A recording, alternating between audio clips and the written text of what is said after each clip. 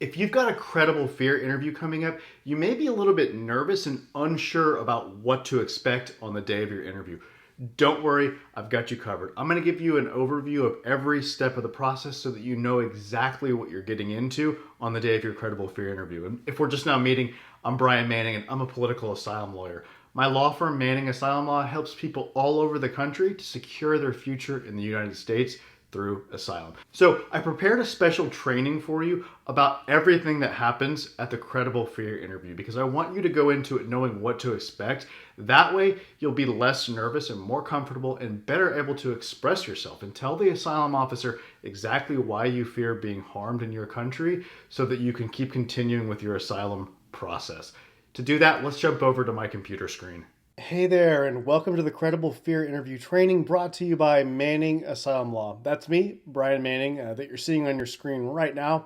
And my law firm, Manning Asylum Law, is based in Houston, Texas, but we help people all over the country to secure their future in the United States through asylum. And today's topic is the Credible Fear interview. I'm going to tell you what's going to happen at your Credible Fear interview. I'm going to walk you through all the steps from beginning to end, so you'll know what to expect the day of your interview. Are you ready to get started?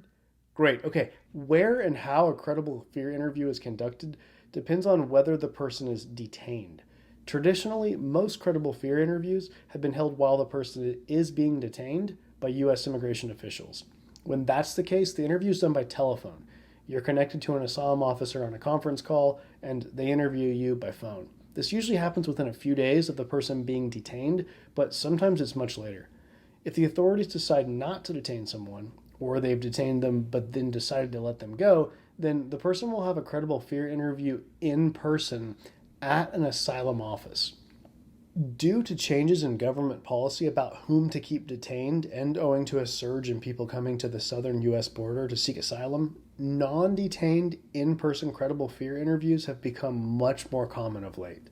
Lots of asylum seekers are being allowed to enter the country and are asked to come to an asylum office for their credible fear interview.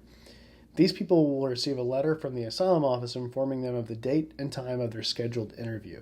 This letter may come within days of the person being let into the country, or it could take weeks or perhaps even longer, owing to backlogs. The letter will come to the address that you've given to the authorities when they decided to let you into the country. It's crucial that you let the government know if you change addresses, because you don't want to miss this notification letter. If you don't show up to your credible fear interview, you can be deported without getting a chance to really state your case. Now, if you're watching this video, you're likely in the non-detained group of asylum seekers who have an upcoming credible fear interview. The internet normally isn't accessible in immigration detention. So I'm going to focus for the rest of this training on the mechanics of in-person credible fear interviews rather than detained credible fear interviews. Okay, and with that, I'm going to tell you exactly what you can expect to happen at your interview. This is important because so much of the anxiety that afflicts applicants stems from uncertainty. People just don't know what to expect at their interview, and this adds to their stress. And that stress makes it hard to perform well at the interview. But that won't be you. You're going to know exactly what to expect at your interview because I'm going to tell you right now how it all works. Sound good? Okay, great. Here we go. Here's what happens the day of your interview. For starters, you should arrive at the asylum office about 20 minutes before your interview is scheduled to begin. You'll go through a metal detector, and the security guard will ask you a few questions, like whether you're carrying any weapons. Next, you'll go to a waiting room where someone will take your photo and likely take your fingerprint as well. This person will ask to see the letter that says you have an appointment, as well as identification, so you must be sure to take both those things with you on the day of your appointment. If you have your passport, take that for identification. If you don't, like if the immigration authorities took it away from you, then take a scanned copy of the page of your passport that shows your photo and has your biographical information on it, if you've got such a copy. Also, take any other form of ID that you have, whether that's a national ID, a driver's license from your country, or perhaps a student or work ID card. And while we're discussing what to take with you, let me also recommend that you take a bottle of water and a snack or two, like a granola bar.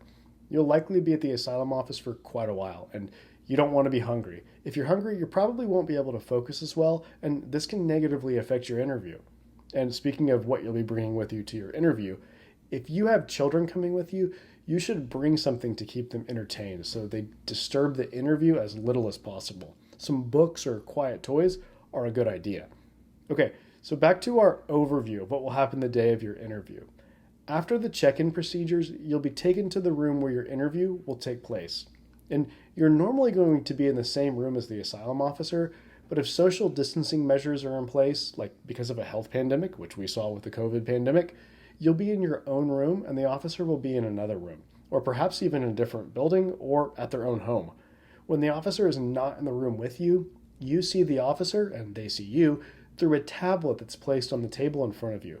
But the audio, how you hear the officer and how they hear you, comes through a telephone that's placed on the table and which is in speakerphone mode. The officer will introduce themselves and may do a tiny bit of small talk, but more often than not, they jump right into the interview. The first question is almost always something to the effect of, "We're having this conversation because you indicated you fear returning to your country. Are you still, in fact, afraid to go there?" If you are from a country where English is not the dominant language, this question and the rest of the interview will likely take place through interpretation. The officer will almost certainly already have an interpreter on the phone before you even walk in the room to interpret everything the officer says and everything you say. The officer should ask you what language you're most comfortable using. If the interpreter they've arranged ahead of time doesn't speak that language, then you should request that the officer find an interpreter who speaks your preferred language. An important note: if you do speak some English but aren't extremely comfortable using it, like if you're not very fluent, then you should probably use interpretation. This interview is too important to risk having a language-induced miscommunication hurt your chances for success. And another thing regarding interpretation: if you're using it, you've got to remember to speak slowly and use short sentences so the interpreter can render everything you say. You need to make frequent pauses so the interpreter doesn't get behind. Also, remember that the conversation you're having is with the asylum officer and not the interpreter. What do I mean by that? Well, sometimes people will say things like, "Please tell the officer that I fear being harmed in my country." Well, that makes it sound like you're having a conversation with the interpreter rather than the officer. The better way to phrase that would be, "I fear being harmed in my country." Remember, the interpreter is just the medium through which the conversation takes place. They're not the person you're actually doing the interview with. Okay, next, the officer will ask you whether you can understand the interpreter who's on the phone, and then they'll ask you to take an oath. This is essentially a promise to tell the truth. You'll be asked to answer yes or no to a question along the lines of, "Do you affirm that you'll tell the truth, the whole truth, and nothing but the truth during today's interview?" The officer will ask whether you have a lawyer. If you do, you can have your attorney join in your interview. Your lawyer can sometimes join in person, but sometimes the asylum office will only allow an attorney to participate by phone. You should be sure to have your lawyer's phone number with you in case you need to give it to the officer so they can call your lawyer. If the officer can't reach your lawyer when they call them, or if you don't have a lawyer yet or would like to hire one before you have your interview, you may be able to postpone your interview. You can ask the officer to reschedule the interview. The asylum office is usually willing to do one such reschedule under these circumstances. Next, the officer will read from a pretty long form that explains the purpose of the interview and gives some advisals, like that you should ask for clarification if you don't understand a question the officer asks you. That's actually really important. You should never answer a question without fully understanding it. If you're not sure what the officer is asking you, you need to say that you don't understand and ask them to please repeat the question in different words or to otherwise clarify. Next, you'll be asked whether you have any health or other conditions, or whether you're taking medications that could affect your ability to do the interview or your ability to remember things. They usually also ask how you were treated in detention if you are or were previously detained. Next, the officer will ask you biographical questions, like your name, date of birth, and place of birth. The officer will ask what country you're a citizen of and whether you're a citizen of any other countries or have had permanent resident rights in any other country. The officer will ask what your religion is, if any, and whether you are married or perhaps lived with a partner. They'll ask how many children you have. If you're married or have a partner or have children, the officer will also ask for information about them and ask whether they came to the United States with you. You'll be asked what your current address is, or if detained, where and with whom you'll go if you were to be released. They'll ask about your profession and the highest level of education you completed. The officer may ask whether you have family members who have U.S. citizenship or permanent residence or have ever applied for asylum in the United States. They'll ask in which city you last lived in your home country, what countries you passed through en route to the United States, and whether you had legal immigration status in any such countries. If you were in other countries before coming to the United States, including even a layover at an airport in a third country, the officer will ask whether you applied for asylum or other humanitarian protection in such countries, and if not, why not? You'll be asked on which date you left your country and on which date and at what location you entered the United States. You may be asked whether you had help in arranging your trip or carrying out your travel to the United States. If you say yes, the officer will likely ask for details, including the names of the people who helped you. You may be asked about people you traveled with on the way to the United States and whether someone forced you to come to the United States or perhaps coerced you into going. This is to screen for human trafficking victims. Okay, at this point, the officer is going to start the questioning that really goes to the heart of your case. Questions gauged to determine whether you might have a viable claim for asylum or protection under the United Nations Convention Against Torture. They'll start this phase of the interview by asking you about bad things that have happened to you in the past, about times when you've been physically harmed or threatened. The officer will likely ask something like, have you ever been physically harmed in your country? If you say yes, they'll probably ask you how many times. On how many separate occasions have you been physically harmed in your country? You should therefore think ahead of time about how to answer this question. If it's happened so many times that you can't count it accurately, or if you're just not sure, then you should try to give your best estimate, but be sure to provide the caveat that it's just an estimate and you're not exactly sure about the precise number. This is the longest part of the interview, the part where the officer asks about things that have already happened to you that can be considered harm, and about circumstances that indicate that you may be harmed in the future. So next, after the substantive questions about what has happened to you and why you're afraid to go back to your country, the officer will ask you what are referred to as security questions or bar questions. What does that mean? Well, these are questions gauged to see if you might be a terrorist or otherwise pose a threat to the United States, and furthermore, whether there might be something in your history that makes you ineligible for certain types of humanitarian protection, including asylum. The security questions are things like, have you ever used violence to hurt someone or damage property? And have you ever been a member of or provided any kind of support to a group that uses violence to achieve its goals? They'll ask whether you've ever committed a crime in any country, and probably also whether you've been accused of committing a crime. It's important to think carefully about that last one. I've seen lots of people answer no to that question, despite having said just moments earlier in their interview that, for example, corrupt police officers detained them and called them a traitor and said they were going to be tried for treason, even though any such charge would be completely ridiculous. In my view, this still counts as an accusation, such that the applicant should say yes when responding to the question about whether they've ever been accused of committing a crime. This illustrates an important point. You've got to listen carefully to all of these bar and security questions, even though it may sound like, hey, you know what? This is ridiculous. They're asking if I'm a terrorist, and I'm not a terrorist, so I'm just going to immediately say no to all of these questions. Well, don't do that. Depending on your history and how the officer phrases the questions, you might need to answer with a yes. So listen carefully to each and every question and think carefully about the proper response. Also, the officer will ask you what countries you've been in other than your home country in the United States. This may be relevant for assessing security concerns, and it may also have implications for a bar to asylum called firm resettlement, which we'll talk about in a minute in more detail. Finally, either right before the bar and security questions or right after them, the officer will ask you whether there's anything you'd like to add. They'll ask you if there's anything that you haven't already talked about in terms of your story that you'd like to discuss, or anything in general that you'd like the officer to know. Now, some people take this as an opportunity to beg for asylum. They'll exclaim how wonderful the United States is and how it's a beacon of freedom and hope, and how they promise they'll honor America every day if the government will just give them this chance, if it will just give them asylum. Please, don't do that. I promise you it will not help your case. If there really is something that you think is important that you haven't told the officer, then by all means, feel free to discuss it here. Try to do so in a succinct, to-the-point manner, because by this point, the officer is about ready for the interview to be over, and they don't want you to drag it out a bunch. But I assure you, it's perfectly fine, and indeed probably normally the most appropriate route, to just say, nope, nothing to add.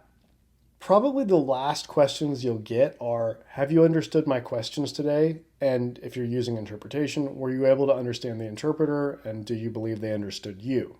Next, the officer will draft a very short summary of your testimony. They'll likely tell you to just hold on for about 5 or so minutes while they do this. They'll then read to you the summary they wrote. It will probably just be a few sentences. This is not meant to be exhaustive. Rather, it's just meant to capture the essence of your situation.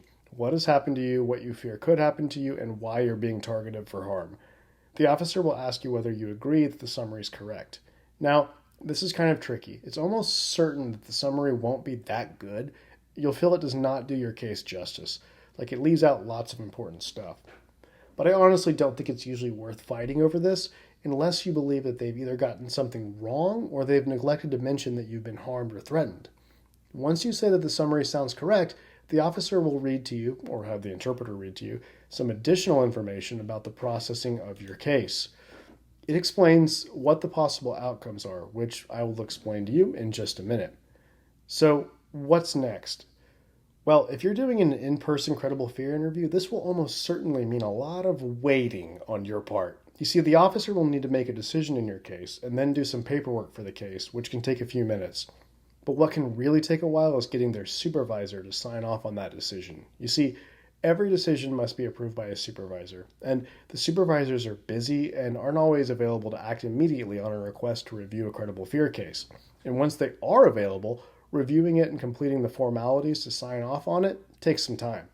And that's not all. Next, an administrative support team has to package up certain documents for your case, and then they've got to serve it on you, which basically means they've got to have someone relay the decision and explain some things to you.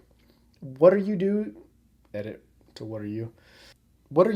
during all this, during the time between the end of the interview and actually getting your decision served on you? Well, you'll almost certainly just be sitting in the room where you had your interview, waiting with nothing to do, perhaps for hours. They might let you in the waiting room or perhaps even leave the office and have you come back a couple hours later, but they'll more likely just ask you to sit and wait in the interview room.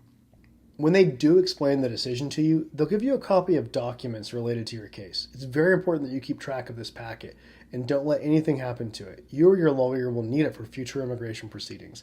I highly recommend that you take it to a place like the UPS store or FedEx or OfficeMax and have them scan the entire packet into a single PDF document, which you can store digitally for safekeeping and easy access in the future. So what happens next? After your interview is done and you've gotten your decision? Well, if you get a positive credible fear decision, you'll have the chance to actually apply for asylum by submitting an asylum application. You'll then get to present your case in full to try to convince the decision maker that you qualify and should be allowed to stay. If you get a negative credible fear decision, they'll ask you at the asylum office, after they deliver that decision to you, whether you want an immigration judge to review that negative decision. This is kind of like an appeal. Unless you've decided for whatever reason that you just don't want to fight your case anymore, then you should say that yes, you want an immigration judge to review the negative decision. If you do that, a judge will later review the case and, after asking you perhaps a handful of questions, make a decision. If she affirms or agrees with the asylum officer's negative decision, then you could be deported very soon, unfortunately. But if the judge disagrees with the asylum officer, then you'll be allowed to apply for asylum and keep fighting your case. In either event, whether you get a positive or negative decision, I really do think you should talk with an asylum lawyer about how they may be able to help you with the next phase of your case. All right, with that, we're wrapping up this credible fear interview training. We've covered a lot in this training, so I really do think you'll go into your interview better prepared and more comfortable than you would have had we not spent this time together. But if you want to go even deeper, if you want personalized guidance ahead of your interview, or if you want to consider hiring a lawyer to actually represent you at your credible fear interview, then my team and I would love to talk to you.